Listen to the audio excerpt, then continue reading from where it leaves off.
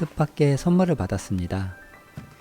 유튜브를 다시 해보겠다고 하니 아내는 응원과 함께 이 맥북을 선물해 주었습니다. 그래서 이번 시간에는 이 소중한 맥북을 감싸줄 파우치를 만들어 보려고 합니다.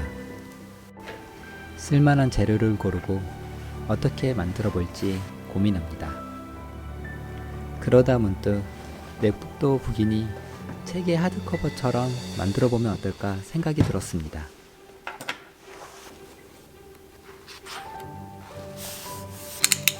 맥북 치수를 재며 만들어 볼 파우치의 크기를 확인하고 구조를 생각하며 전개도를 그려봅니다. 전개도를 그리면서 어떻게 작업을 할지 작업 순서를 구상합니다.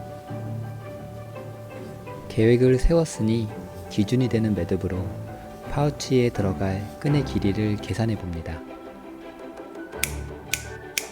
매번 반복하는 과정이지만 처음 만들 때는 어떤 변수가 생길지 모릅니다. 항상 여유 있게 준비하세요.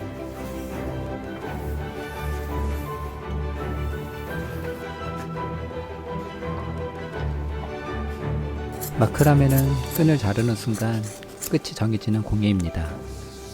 그래서 시작부터 실패의 두려움이 생기죠. 하지만 그 끝은 노력으로 얼마든지 바꿀 수 있습니다. 실수하고 실패해도 포기하지 않는 한 경험은 훌륭한 밑거름이 되어 다음 길을 열어줄 테니까요. 끈을 자르고 가방을 만들기 위한 밑작업을 합니다. 차분히 재료를 다듬으며 마음을 다잡습니다. 준비한 끈들을 매듭으로 연결하며 본격적인 작업을 시작합니다. 무한히 반복되는 시간, 도자기를 믿듯 매듭 하나하나 정성을 쏟습니다. 쉽고 빠른 길은 없습니다. 서두르지 않고 차분하게 한 걸음씩 나아가는 것이 가장 빠른 걸음인 것을 이제는 잘 알고 있습니다.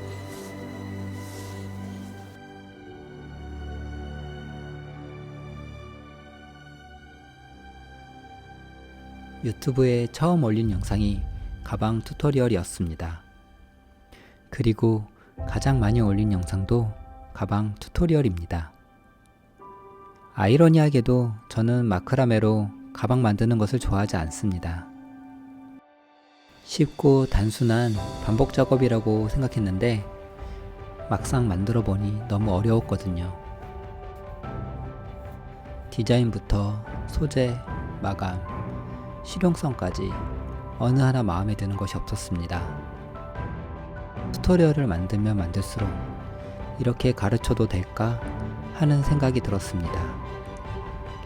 계속 연구했지만 특별한 답은 없었습니다. 그렇게 슬럼프가 왔고 유튜브 영상 제작을 멈추게 되었습니다.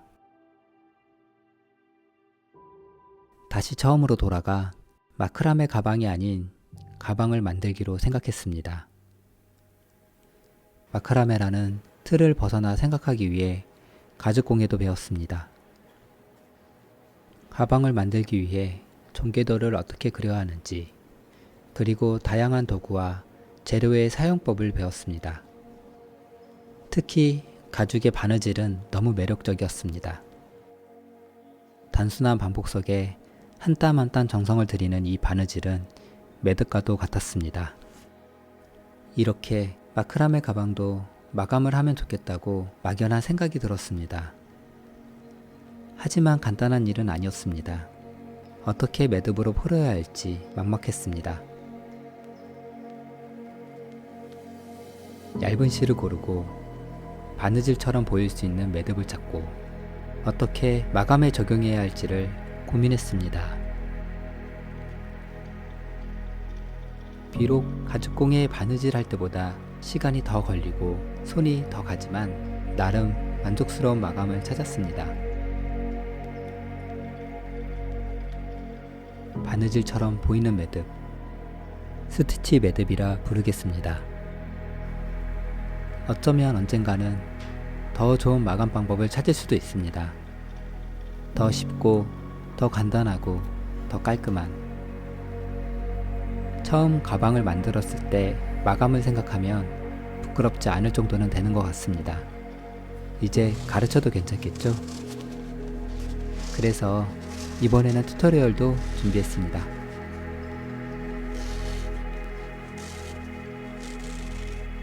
만약 유튜브를 하지 않았더라면 가방을 만들지 않았을 겁니다. 가방을 만들지 않았더라면 기본이 얼마나 중요한지 깨닫지 못했을 거고 새로운 마감법도 찾지 못했을 겁니다. 그리고 이렇게 성장하지도 못했겠지요. 때로는 의도치 않게 해야 하는 일들이 있습니다. 귀찮고 힘들고 어려운 일들.